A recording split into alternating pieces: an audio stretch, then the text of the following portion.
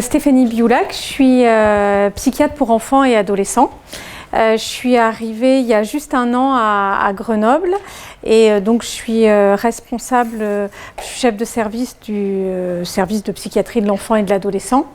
Et j'ai un intérêt particulier autour du trouble déficit de l'attention avec hyperactivité ou sans hyperactivité, d'un point de vue clinique et également d'un point de vue de la recherche. Je m'intéresse au processus attentionnel, aux liens entre attention, somnolence, sommeil et en quoi aussi les technologies innovantes, alors que ce soit des jeux vidéo à la réalité virtuelle, peuvent être des outils pour évaluer et prendre en charge les enfants avec TDAH.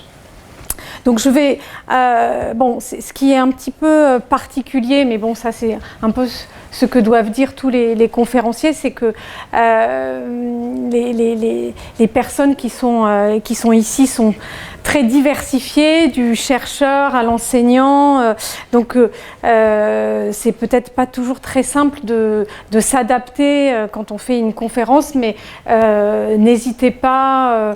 Peut-être, c'est peut-être un peu compliqué d'intervenir dans la mesure où c'est filmé, mais de bien garder vos questions pour que on ait un temps de discussion sur les différents points que vous voudrez sur lesquels je revienne ou les questions que vous pourriez avoir. Donc juste brièvement. Le trouble déficit de l'attention avec ou sans hyperactivité, c'est le trouble neurodéveloppemental le plus fréquent. Ça veut dire que c'est une prévalence autour de 5% chez les enfants d'âge scolaire, c'est-à-dire à peu près un enfant par classe. Donc c'est pas une pathologie rare.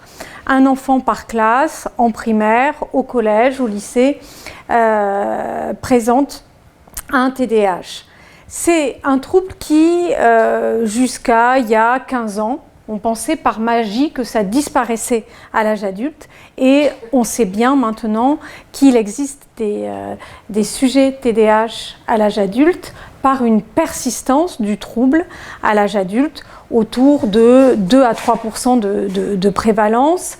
Ça veut dire que pour certains, il y a une disparition du trouble à la fin de l'adolescence, au début de l'âge adulte. Ce qui est important, et ça c'est important quand on veut poser le diagnostic, c'est un trouble neurodéveloppemental. Cela veut dire que je ne deviens pas TDAH à l'âge adulte. Pour poser le diagnostic de TDAH, alors bien sûr, il y a des enfants pour lesquels on ne va pas poser le diagnostic pendant l'enfance ou à l'adolescence, on va le poser à l'âge adulte, mais je dois retrouver dans l'enfance des symptômes d'hyperactivité, d'inattention ou d'impulsivité. Ce trouble est associé à des anomalies du développement cérébral et c'est un trouble donc qui va avoir un vrai retentissement sur le fonctionnement de l'enfant. Et quand on évalue un enfant, on l'évalue dans les 3 domaines où il évolue, c'est-à-dire avec ses parents, avec les copains et à l'école. Et pour parler de TDAH, il faut qu'il y ait un retentissement dans au moins 2 de ces 3 domaines. Je ne suis pas TDAH qu'à la maison, je ne suis pas TDAH qu'à l'école. Il faut au moins qu'il y ait 2 domaines où il y ait un retentissement du trouble. Alors, d'un point de vue caricatural, bien sûr, on va retrouver le déficit d'attention, l'hyperactivité et l'impulsivité. Mais à l'heure actuelle, on décrit le TDAH plutôt comme un trouble spectral, multidimensionnel, où on va avoir une atteinte au niveau cognitif, émotionnel et comportemental avec l'implication des dimensions attentionnelle, motivationnelle, alimentation, sommeil et motricité. Et c'est vrai que pendant longtemps, on n'a pas pris en compte, par exemple, l'hyperréactivité émotionnelle des enfants TDAH, cette hypersensibilité qu'ils peuvent présenter, ou par exemple les troubles du sommeil. Ce qu'il faut se dire, c'est que quasiment 50% des enfants TDAH présentent des troubles du sommeil associés, et c'est vrai aussi chez l'adulte, ou même c'est dans certaines études jusqu'à 75% des adultes TDAH qui présentent des troubles du sommeil.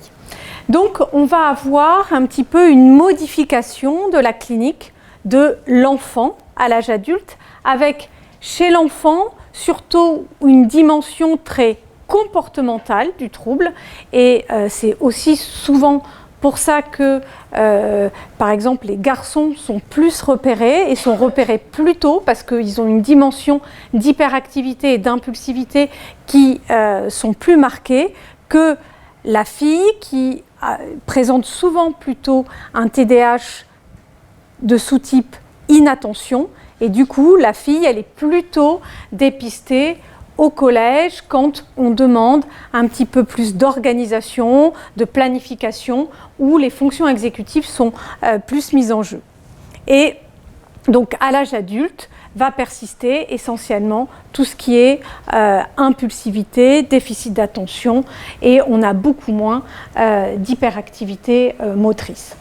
Donc, le TDAH, ça a un véritable retentissement sur le fonctionnement de la famille, et on sait maintenant que dans les familles où il existe un enfant TDAH, il y a un stress plus important des parents, des dépressions maternelles plus importantes, un désaccord familial qui est plus sévère, un retentissement scolaire. Et là, notamment pour les enseignants, souvent, ce que peuvent dire les enseignants, c'est qu'ils ne, entre guillemets, comprennent pas bien les résultats scolaires des enfants qui ont des performances en dents de scie. C'est-à-dire que les performances que vont, les résultats des enfants ne sont pas très bien corrélés à la difficulté de l'exercice, mais plus à la motivation de l'enfant à l'instant T. Du coup, les enseignants disent « je ne comprends pas très bien pourquoi ce problème de maths, il a mieux réussi, alors que juste avant, c'était simplement des additions et des multiplications, et il n'a pas réussi ». Donc vraiment, il y a ce rendement très fluctuant dans les résultats scolaires, et c'est aussi des enfants qui, de par leur impulsivité, il existe un retentissement au niveau des relations avec les pairs, ils sont souvent rejetés. Ce que peuvent dire les parents, par exemple, c'est des enfants qui ne sont pas invités aux anniversaires. Et être pas invité aux anniversaires quand on est au primaire, ben c'est pas simple à gérer. Donc, ce qu'on peut voir vraiment, c'est un retentissement en termes développemental, avec essentiellement au niveau de la maternelle, vraiment le domaine externalisé du trouble, et puis en primaire, il commence à y avoir des problèmes scolaires. Au collège, c'est le début des conduites à risque, et on sait par exemple que les préadolescents vont faire l'expérience de leur première cigarette plus précocement que l'adolescent non TDAH. Le retentissement à l'âge adulte, il est également très sous-tendu par l'impulsivité et les conduites à risque. Donc, ce que je vous ai dit, c'est que la prévalence du trouble chez l'adulte, c'est autour de 2 à 3%. En milieu carcéral, est-ce que vous avez une idée de la prévalence du TDAH? C'est 30%. Donc, c'est 10 fois plus important. Donc, vraiment, il y a un impact en termes de santé publique du TDAH et tout au long de la vie. Bon, d'un point de vue des hypothèses physiopathologiques, bon, comme toujours en psychiatrie, c'est un trouble multifactoriel avec l'implication de différents facteurs, que ce soit des facteurs génétiques, des facteurs environnementaux, neuroanatomiques, neurobiologiques et neuropsychologiques. Et simplement, on ne va pas faire un cours de physiopathe, mais quelques données, par exemple, sur les facteurs génétiques. le TDAH, c'est un des troubles d'une pathologie psychiatrique les plus héritables. Ça veut dire qu'on a une héritabilité entre 70 et 80%. Et ça, ce sont les études de jumeaux qui nous ont permis d'étudier ça. Quand on regarde les jumeaux dizygotes, c'est-à-dire les faux jumeaux, on va voir que le risque est autour de 30% s'il y a un jumeau atteint d'avoir le second jumeau atteint, et que ce risque est de près de 70% quand ce sont des jumeaux monozygotes. Et donc ça montre bien qu'il y a une vulnérabilité génétique dans le TDAH. De façon un petit peu plus récente, enfin même si c'est plus très récent maintenant, l'épigénétique, c'est de voir comment des facteurs environnementaux peuvent intervenir sur l'expression de certains gènes. Et on a mis en évidence que chez certains enfants qui vont avoir certains allèles, notamment du gène du transporteur de la dopamine, si la mère fume pendant la grossesse, il y a un risque accru de développer un TDAH, et que ce gène, cet allèle ne va s'exprimer que s'il y a eu une exposition in utero à la nicotine. Alors ça, on est d'accord que d'un point de vue clinique, il n'est pas question de faire des karyotypes à tous les embryons, mais c'est quand même important d'avoir ce type de données pour avoir une meilleure compréhension du trouble. Sur les facteurs neuroanatomiques, on va voir que il y a différents circuits qui sont impliqués dans le TDAH. D'un point de vue anatomique, par exemple, on va avoir une diminution, par exemple, de la taille du cervelet. Au niveau morpho-fonctionnel, on va avoir une hypoactivation de certaines structures. Encore une fois, à l'heure actuelle, on n'a pas d'argument clinique pour dire pour poser le diagnostic de TDAH, il faut faire une imagerie. À l'heure actuelle, le diagnostic de TDAH, c'est un diagnostic clinique que l'on pose en rencontrant les parents, en rencontrant l'enfant, en recueillant aussi les informations auprès de l'école, mais on n'a pas faire une imagerie fonctionnelle. Ça a un intérêt en termes de recherche, mais pas en termes cliniques de diagnostic.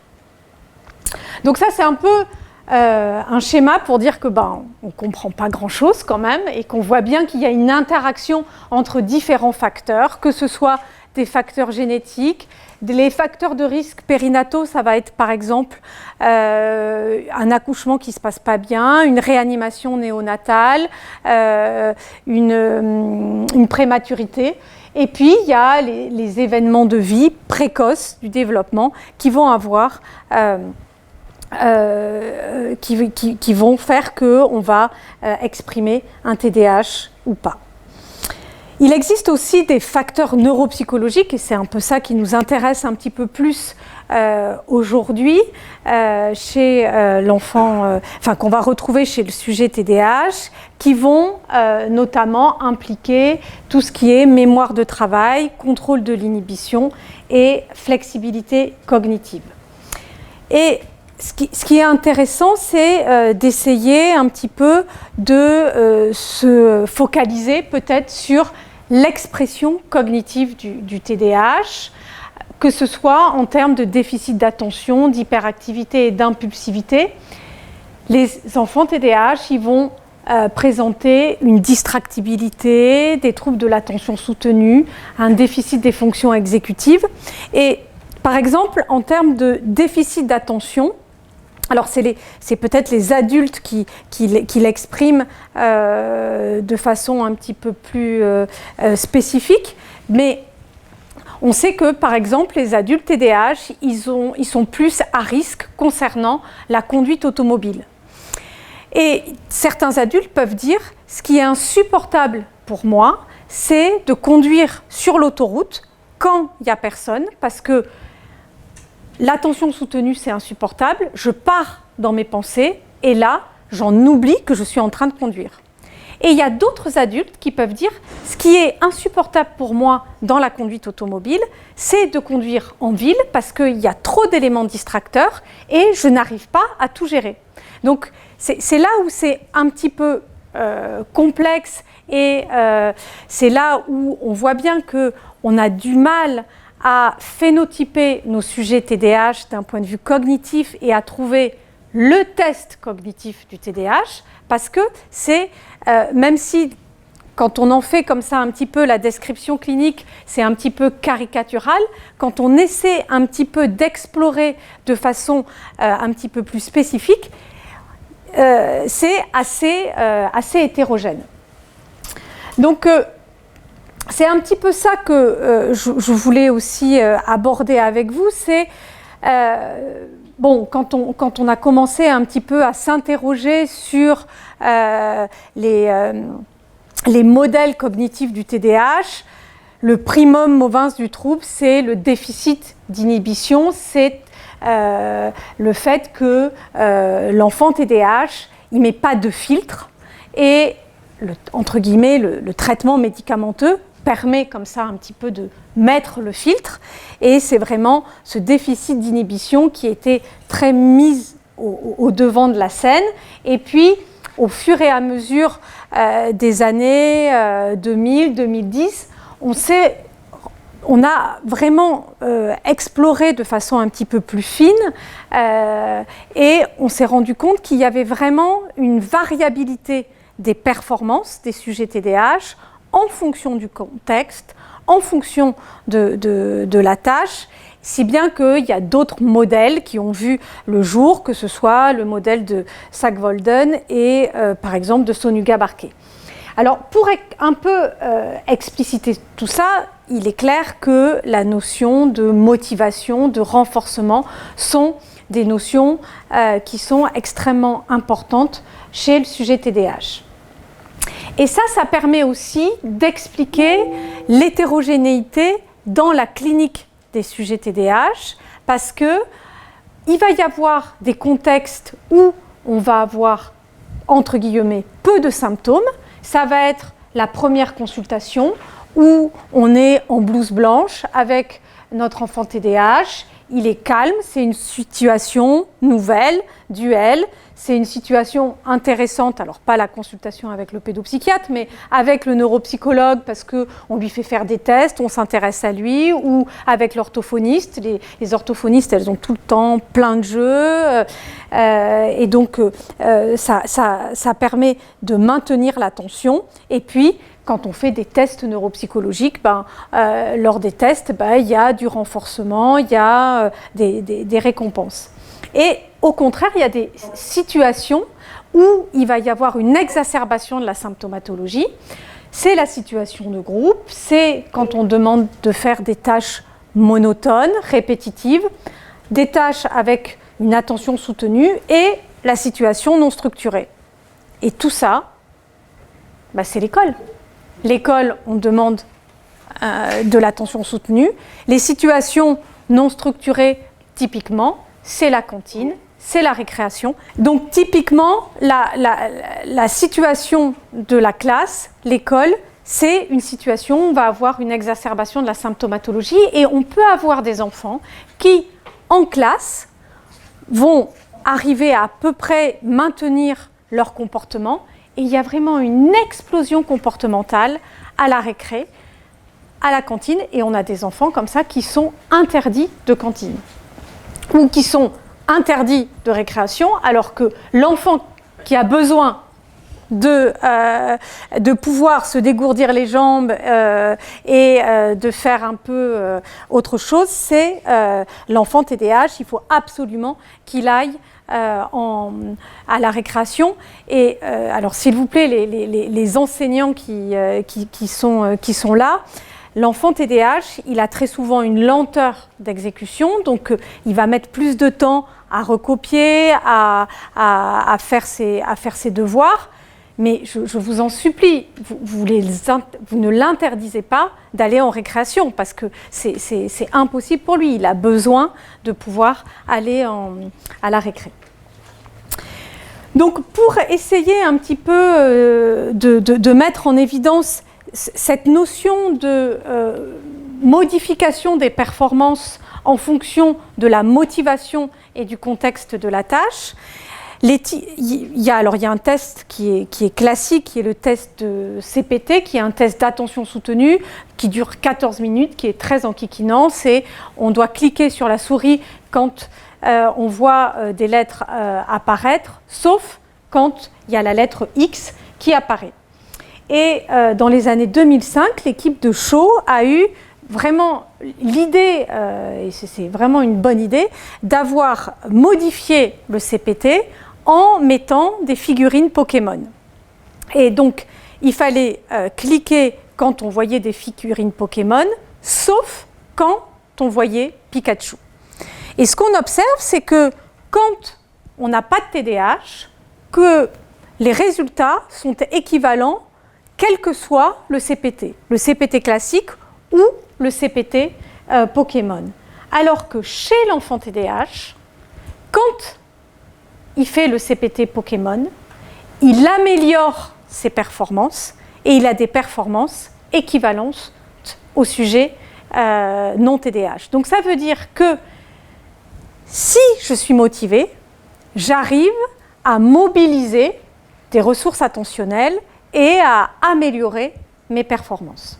Donc ça, c'est quand même une notion très importante et qui, quand même, nous permet un petit peu de mieux appréhender la variabilité des performances des sujets TDAH. Et c'est vrai que, du coup, partant un petit peu de ce postulat, on s'est dit, mais est-ce qu'on peut essayer de réfléchir à comment les jeux vidéo pourraient nous aider ou la réalité virtuelle à évaluer les enfants TDAH ou bien même à proposer des stratégies cognitives pour améliorer leur performance. Alors, il y a quelques années, on avait justement pris des enfants TDAH versus des enfants témoins et on les avait fait jouer à des jeux vidéo. Alors c'était il y a très longtemps, c'était l'ancêtre de la Wii, c'était iToy, où en fait les enfants sont filmés par une webcam et il n'y avait pas de manette, hein, comme ils étaient filmés, il y avait vraiment une immersion dans le jeu et on avait choisi en réalité des jeux avec des processus un petit peu complexes où il y avait du contrôle moteur, de l'inhibition. Et on s'est dit que ces jeux allaient mettre un petit peu en difficulté les enfants TDAH. Donc là, c'est un enfant, il fallait attraper par exemple la scie sans se faire repérer par la cible verte. Donc il fallait arrêter son geste, il y avait vraiment de l'inhibition, du contrôle moteur. Et alors, c'est mon fils et maintenant il a 20 ans, donc c'est un peu, voilà, donc c'était vraiment il y a quelques temps. Et on avait choisi comme ça des jeux et on avait fait et des CPT et des jeux vidéo et les enfants TDAH, là, ils avaient une altération au niveau du CPT et sur les performances aux jeux vidéo, ils avaient des performances équivalentes au sujet non TDAH. Alors, on est d'accord qu'on n'était pas dans la situation de test, c'est du jeu vidéo, donc le calcul des performances, c'était, on avait pris les résultats aux jeux vidéo. Bon, c'est de la recherche clinique un petit peu bidouillée, mais bon, je trouvais que c'était quand même assez intéressant de regarder le comportement des enfants TDAH face aux jeux vidéo et donc de se dire que dans un contexte ludique, motivant et la présence de renforçateurs, eh bien, les enfants TDAH, ils arrivaient à jouer. Et en réalité, les parents, ils le disent bien en consultation. Mon enfant, il est TDAH, sauf devant les jeux vidéo. Probablement parce que le jeu vidéo correspond exactement c'est la réponse pour les enfants TDAH, c'est-à-dire que je perde ou que je gagne, j'ai une réponse immédiate de l'environnement à mon comportement. Donc, évidemment, ça fonctionne chez l'enfant TDAH. Donc, après, on s'est dit, est-ce qu'on pouvait aussi se servir un petit peu de ces outils comme stratégie thérapeutique, et il y a quelques études là, qui sont sorties sur est-ce que les jeux vidéo pouvaient aider dans l'évaluation et le traitement des enfants TDAH. Alors, il y a quelques études qui permettent quand même de discriminer enfants TDAH versus non TDAH, en termes de présentation clinique, en termes de diagnostic, et que certaines études ont mis en avant que quand on utilisait certains jeux vidéo, cette prise en charge était plutôt, bien sûr, bien acceptée, avec une diminution des symptômes de TDAH. Ce qui est un petit peu compliqué dans ce type d'études, quand on essaie d'aller un petit peu chercher, c'est que chacun développe son propre outil, qui n'est pas standardisé, qui n'est pas répliqué, qui a été effectué, mais moi la première, sur 30-40 sujets, et après ça ne passe pas dans le soin courant. Et c'est ce qui est un petit peu compliqué, parce qu'il y a vraiment un gap entre la recherche clinique et le soin courant. Et alors on met les partenaires des jeux vidéo, de la réalité virtuelle, où là, alors c'est pas du tout la même temporalité, les startups, il faut qu'en 3 ans on ait tout bouclé, et alors là c'est... Mais vraiment, je crois que... Je ne sais pas comment on peut faire, j'ai pas de solution, pour qu'on essaie de créer plus de liens entre tous ces partenaires, mais c'est indispensable. Enfin, en tout cas, moi, j'y crois. Donc, voilà, il y a quelques revues, une revue, là, reprenant 130 études sur les Serious Game et TDAH. Alors, je pense qu'il faut bien sûr avoir en tête l'effet positif que peuvent avoir les jeux vidéo sur l'instabilité psychomotrice, sur vraiment les capacités visio-spatiales. Typiquement, un jeu vidéo auquel jouent tous les 10-12 ans, c'est Minecraft, et au niveau visio-spatial, ça améliore les capacités visio-spatiales. Et chez le sujet normal, il y a énormément d'études qui montrent l'effet positif des jeux vidéo, mais on est bien d'accord qu'il y a aussi des effets négatifs des jeux vidéo. L'idée, c'est vraiment de se dire, est-ce qu'on peut utiliser le jeu vidéo en remédiation cognitive spécifique, personnalisée en se disant, on va se servir vraiment de la théorie des jeux vidéo, c'est-à-dire vraiment la notion de flow, et faire un parallèle entre les compétences et le challenging. Et un jeu vidéo, pour qu'il marche, il ne faut pas que ce soit trop facile, et il faut que je sois challengée, et il faut que j'y arrive aussi, parce que sinon je me lasse si c'est trop difficile et j'arrête de jouer. Donc vraiment, c'est de voir comment on peut utiliser le jeu vidéo en ajustant vraiment le niveau de difficulté en fonction des compétences, de la progression, et puis cette notion de renforcement positif immédiat. Et on sait que les enfants TDAH, ils ont cette intolérance à l'attente, et est-ce que je peux essayer, au travers du jeu vidéo, quand même augmenter ce délai et diminuer cette intolérance à l'attente.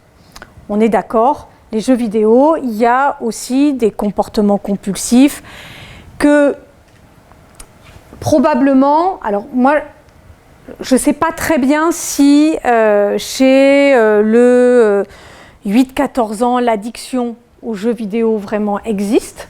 Je pense que c'est plutôt un excès de consommation de jeux vidéo qui va faire le lit ensuite, probablement, d'autres comportements addictifs, ce qui est complètement différent chez le jeune adulte, le grand adolescent, où il y a une vraie addiction aux jeux vidéo. Chez le jeune, je pense qu'il faut souvent quand même aller chercher s'il n'y a pas un trouble psychopathologique sous-jacent, type TDAH, type trouble anxieux sévère, type phobie sociale.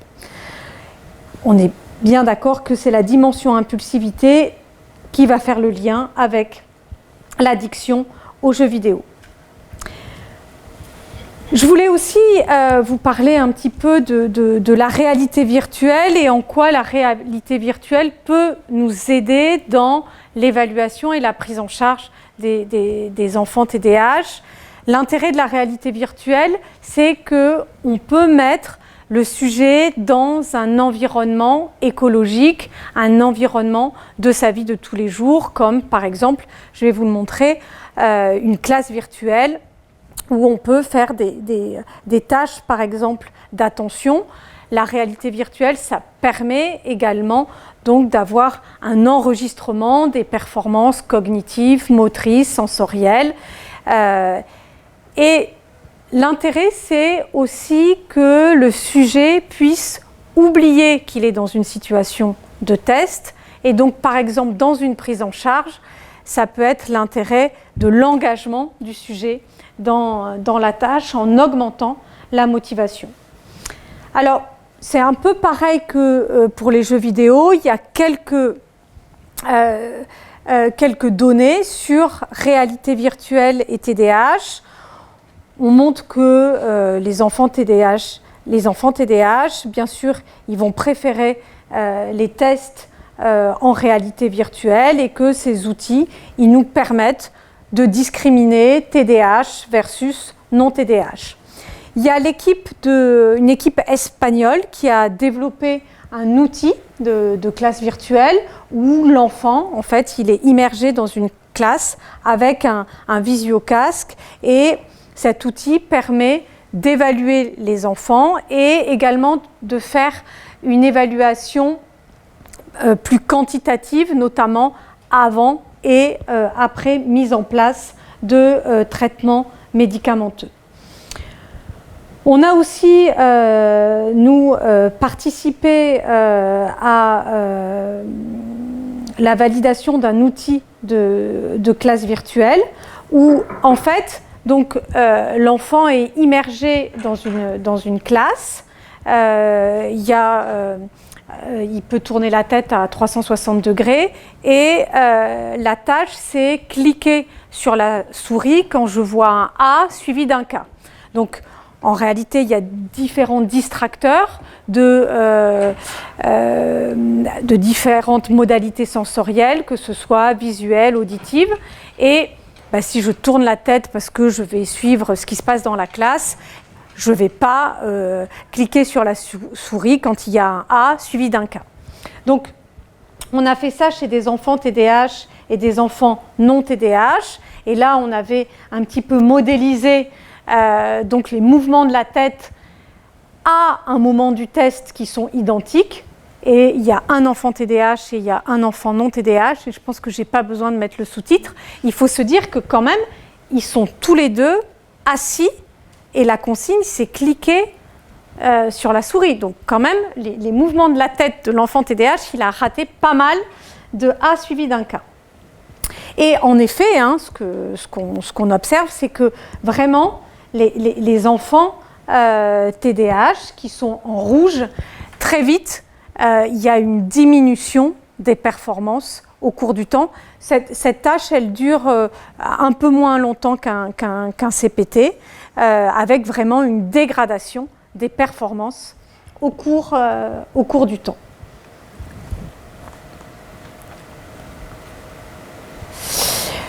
On s'est dit que ce serait peut-être bien d'essayer d'utiliser cet outil de classe virtuelle en remédiation cognitive. Donc on a modifié un petit peu la tâche et c'était donc la classe virtuelle, mais au lieu d'avoir d'emblée tous les distracteurs, au fur et à mesure des sessions, on enrichissait la classe de distracteurs. Et on faisait également de la métacognition entre chaque séance en disant comment je peux faire pour ne pas oublier de cliquer A comme je fais attention, le A suivi d'un K, et puis dans la situation de classe, est-ce que, par exemple, comment on peut faire, quelle est la situation qui va ressembler à cette tâche? Et ça peut être, par exemple, quand je dois recopier les devoirs qui sont au tableau, je pense à cet exercice que je fais. On avait fait donc un protocole avec une évaluation avant-après, 3 groupes de sujets, un groupe traitement médicamenteux, un groupe entretien psychothérapeutique où les enfants étaient vus 2 fois par semaine comme dans le groupe remédiation cognitive pour contrôler l'effet prise en charge. Et ce qu'on observait, c'est que après donc, les séances de remédiation cognitive, sur le résultat de la classe virtuelle, les enfants qui étaient en remédiation cognitive, ils avaient des performances qui étaient équivalentes au groupe méthylphénidate, et ce qui n'était pas le cas dans le groupe entretien psychothérapeutique. Mais on est d'accord qu'on a à peine 20 enfants par groupe, c'est pas, d'un point de vue statistique bien sûr, c'est pas très, très fort, très robuste. Mais ce qui est un peu plus intéressant, c'est d'essayer, et je pense que c'est vraiment l'avenir, de se dire quels sont les sujets en réalité qui vont répondre à la remédiation cognitive. Essayer d'identifier des profils cognitifs qui vont répondre à la remédiation cognitive. Ce qu'on peut voir en fait dans le groupe entretien psychothérapeutique, c'est que il y en a qui répondent, il y en a qui répondent pas. Bon, c'est vraiment complètement aléatoire. Que dans le groupe méthylphénidate, en réalité, il y a un seul sujet qui n'a pas répondu au méthylphénidate. Alors, on est d'accord que dans la vie de tous les jours, c'est vrai que le méthylphénidate, c'est très efficace dans le TDAH. On a à peu près 80% des sujets qui répondent au méthylphénidate. Et puis, dans le groupe remédiation cognitive, on a 2-3 patients qui vont pas répondre. Donc vraiment, je crois que l'avenir, c'est bien sûr, il n'est pas question d'opposer remédiation cognitive et traitement médicamenteux, mais de se dire quel est le profil de patient qui va répondre mieux à la remédiation cognitive. Et je dirais même plus, c'est dans quel sens on va, si on utilise ces 2 stratégies thérapeutiques, est-ce qu'on n'a pas intérêt pour tel patient à débuter par le traitement médicamenteux, comme ça permet un petit peu qu'il y ait une certaine prise de conscience de comment s'exprime le TDAH chez moi, et faire de la remédiation cognitive dans un second temps. Et ça, c'est vrai que c'est sûr que dans ce protocole de recherche, ce qui manque, c'est le groupe remédiation cognitive plus méthylphénidate. Mais rien que de faire ça, ça prend... Bon, et pour publier, il faut avoir les 3 groupes dans un premier temps. Et c'est vrai que je n'aurais pas dû m'arrêter là. J'aurais dû faire un 4e groupe ou refaire une étude. Bon, mais voilà. Et dans le groupe, et quand on fait l'évaluation au CPT, on voit qu'on a des résultats équivalents, remédiation cognitive et méthylphénidate, ce qui n'est pas vrai pour l'entretien psychothérapeutique. Donc vraiment, l'intérêt, c'est de se dire que la réalité virtuelle, elle peut nous aider à évaluer les enfants TDAH, que là, avec notre outil de classe virtuelle, bien sûr que l'enfant, il était immergé dans un environnement de la vie de tous les jours, mais que cliquer sur une souris, ça ne correspond pas tout à fait aux tâches qu'on demande dans la vie de tous les jours. Et qu'en classe, c'est la validité écologique de la tâche demandée dans la classe virtuelle que j'ai utilisée, on peut s'interroger. Donc, on a en cours là, puisqu'en fait j'arrive de Bordeaux et j'ai cette étude qui continue à tourner à Bordeaux, on a imaginé un school bag CPT, c'est-à-dire que il y a un cave dans l'unité dans laquelle j'étais, et on a imaginé une chambre d'enfant, et l'enfant doit faire son sac, et il y a des distracteurs qui arrivent, il y a des choses qu'il faut mettre dans le sac, et il y a des choses qu'il ne faut pas mettre dans le sac, et il y a des éléments distracteurs qui apparaissent. Alors, est-ce que... Ah, bon, là, le film passe pas. Donc, on a fait passer, en fait, les enfants TDAH, et là, on est en train de terminer en mettant les enfants témoins. L'idée, c'est vraiment, ensuite, de pouvoir, parce que, bon, un cave, voilà, il y en a une dizaine en France, c'est de pouvoir, après, aussi, transférer ce programme sur des lunettes et de pouvoir l'utiliser en outil d'évaluation et bien sûr de remédiation.